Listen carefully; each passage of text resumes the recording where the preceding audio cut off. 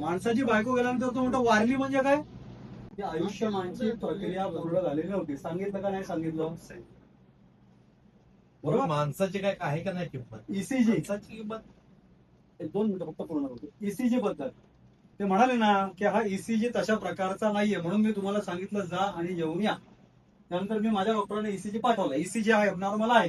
त्यांनी सांगितलं की नाही आम्हाला तसं वाटत नाही. तर बोलला का नाही बोलला?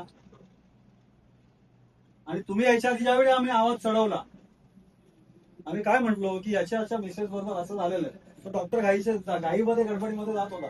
आम्ही त्या घडलेल्या प्रकाराबद्दल तर अजून काहीच बोलत नाही.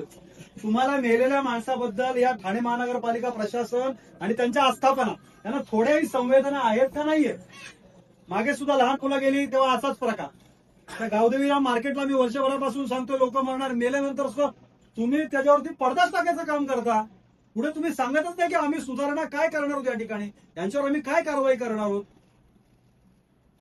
जे आहे ते अतिशय चुकीचं झालंय. त्यांचं वागणं जर बरोबर नाहीये तर बरोबर नाही. तर ह्याच्यात काही मी सुद्धा त्यांची बाजू नाही घेणार. जे आहे ते म्हणजे जे अयोग्य आहे ते अयोग्यच राहतं. तुमच्यावर दबाव आहे ना आयुक्तांचा आहे ते की काय तुम्ही लक्ष घालू नका, मग काय करणार तुम्ही? नाही होणारच आहे. म्हणजे 2 मिनिटं मॅडमचं म्हणणं काय ऐकून घेऊ आपल्याला. असं काही मॅडम काय म्हणतात त्यांनी मान्य केलं ना, आपल्यासमोर मान्य केलं की जे अयोग्य आहे ते अयोग्य आहे.